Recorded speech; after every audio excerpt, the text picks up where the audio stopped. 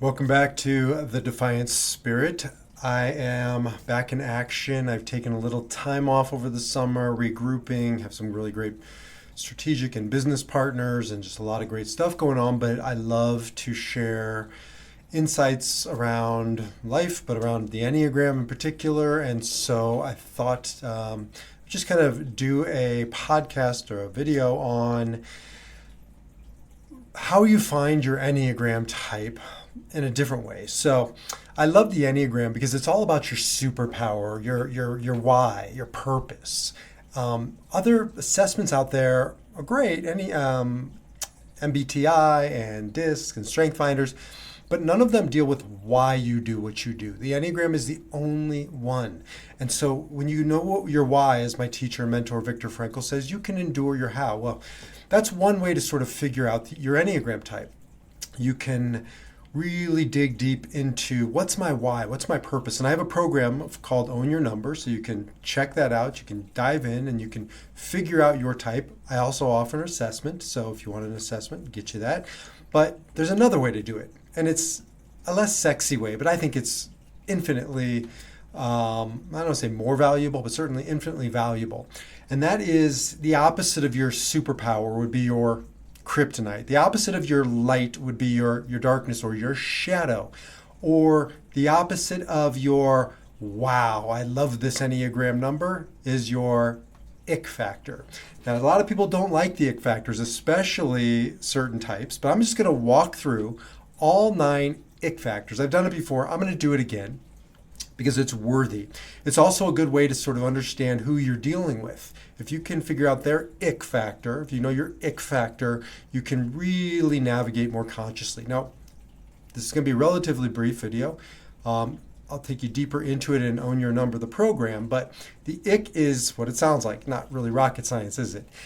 Ick. I don't like the shadow side, the lower side. Remember, every Enneagram type has a high side, a healthy side. I call it the responsive, the responsible, able to choose your response side. The side that looks like when the higher side when we're living our truth, right? In our power, living fearlessly and on purpose. And then there's the reactive side, some call it the unhealthy side. I don't like unhealthy. It sounds, well, physiological and physical. It's mental, emotional, physical, spiritual. It's the shadow side. It's the ick factor. And you know oftentimes when you're in your Enneagram type because the ick factor really feels like ick. A lot of these, for me, just don't really resonate. They don't bother me. I mean, I know I do them, I have them, but it's not my ick. I'll tell you my ick when I get to it. We're going to start with Enneagram 1. Enneagram 1 is sort of one of the easier ones to figure out the ick factor because we even changed the name, not me, but sort of the industry. It used to be called the perfectionist, and that's the ick factor. Now it's called the reformer. A lot of people still like the perfectionist. Reformer is a little more affirmative versus pejorative, but whatever you call it, the ick factor is being a perfectionist, and that can cause so much tension in your life as a perfectionist, as a reformer, but in the lives of others. When you're with a reactive one, you can feel the demand, the criticism. That's a big part of the ick factor. The shoulds, right? They should all over everything, and you and themselves. Should. They have these impossible standards for themselves and for others that nobody can live up to. And so this perfectionism can really be crushing to their relationships, to themselves. And it's a big ick when they start looking at the shadows of their perfectionism. That's one way you can know that you're an Enneagram 1. Remember, you have all types in you. So some of these might, resonate, but not fully resonate. There's going to be one that's yours and yours alone. And the other ones start to factor in less and less. Enneagram 2, this is a delicate one. I know my 2s, the helper, the nurturer, the givers, they don't like their ick factor. In fact, they hate their ick factor more than any other type.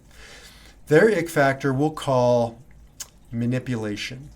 Now, manipulation comes in all kinds of forms. It can come in the form of pulling the strings, pretty obvious, especially when somebody's reactive. You can just feel when they're manipulating because they want to be in a relationship. They want to keep you nearby. I think of the extreme as that Stephen King movie when I forgot the name of it, but the woman hobbles the man. She doesn't want him to leave, so she crushes his ankles.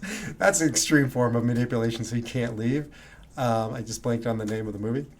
But anyways, it's usually a lot more subtle than that. It's more of a give to get. It can be something as sort of innocent as flattery. And twos don't like when you start pointing out that flattery might be a form of manipulation. It can be seduction. They can be sort of the femme fatale and really reel you in. It can be through overgiving, compensating your needs, taking care of your needs. So it's all kinds of ways, but start getting into the ick factor when you look at the give to get quality that reactive twos can get into. Again, responsible twos, amazing. Reactive, anything, not so amazing. Enneagram 3, the achiever. The achiever's ick factor, when they really start to look at themselves, self-deceit. They start fudging the truth. It doesn't mean they're outright liars, but threes can get themselves into trouble because remember, they're striving for achievement, victory, to get to the top of the mountain, and sometimes they'll step on toes, sometimes they'll crush skulls to get there.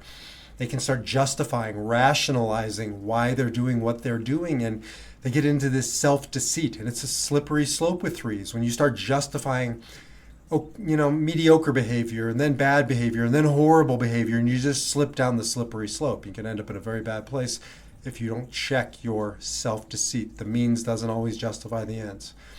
Enneagram 4, the ick factor this one's a harder one, but 4s are harder.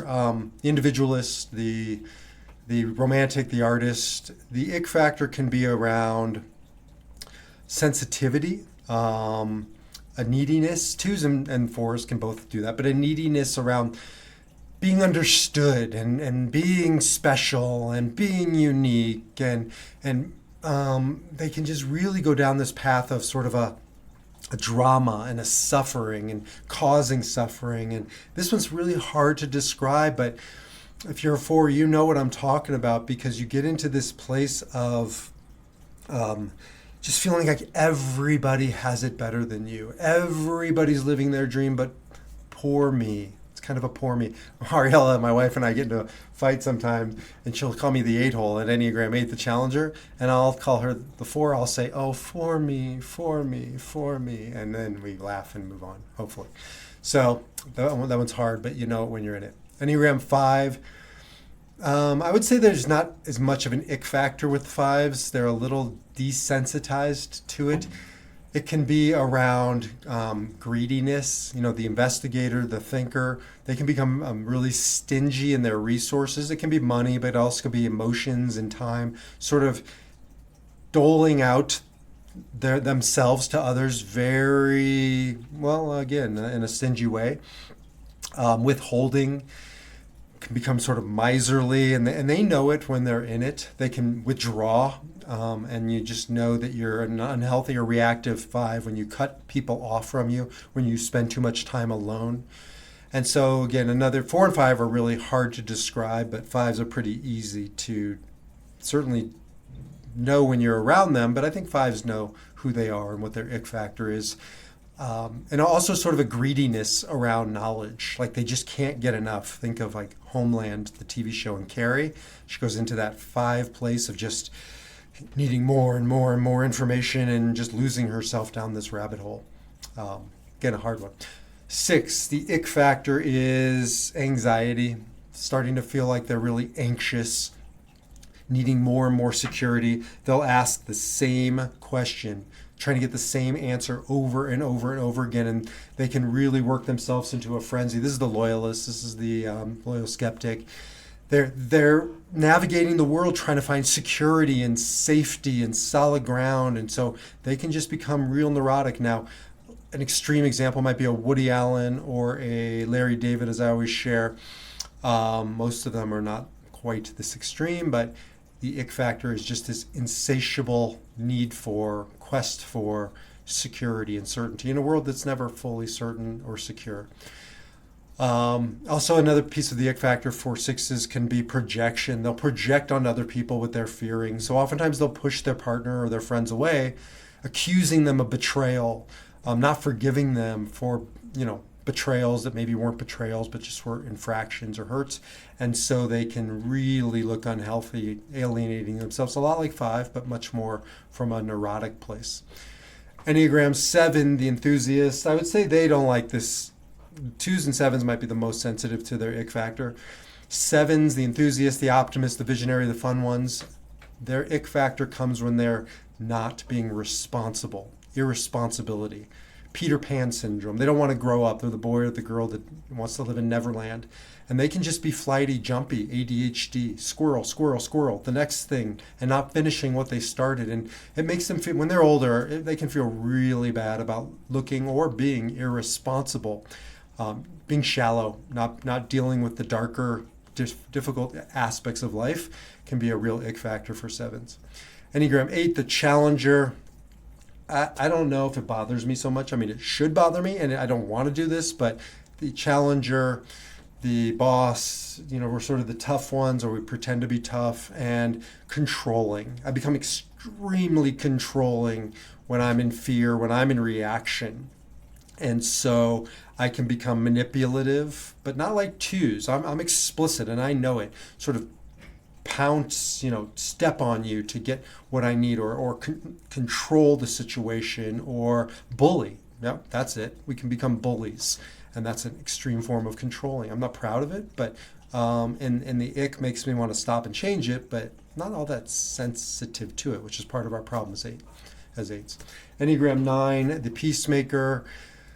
The ick factor is around just being weak, being meek, not wanting to cause conflict, not wanting to take up space.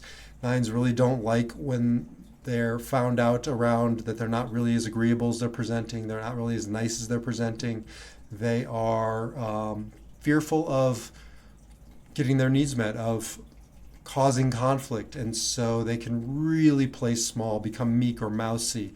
And, that's a pretty profound sense of ick. Now, again, none of these are who you are. You are here to defy your number. That doesn't mean you change your Enneagram number type. It just means that you start seeing the blind spots. You start seeing the shadows. You start facing them and going into them and illuminating them. And then it's no longer ick, or at least it's not so much of an ick that you can't deal with it. It's an ick like, yeah, I've dealt with that. I don't like that part about me. I choose to ascend, to defy my number, to live at the high side of my number, to be more responsible, able to respond, to choose my response. And so each of these types has, again, the highest of the heights and the lowest of the lows. And our work is to ascend out of the darkness, out of the ick, and to go out into the world and to, defy our number and live our spirit. And that is what it means to find your type through knowing what makes you say ick. I'll see you in the next video.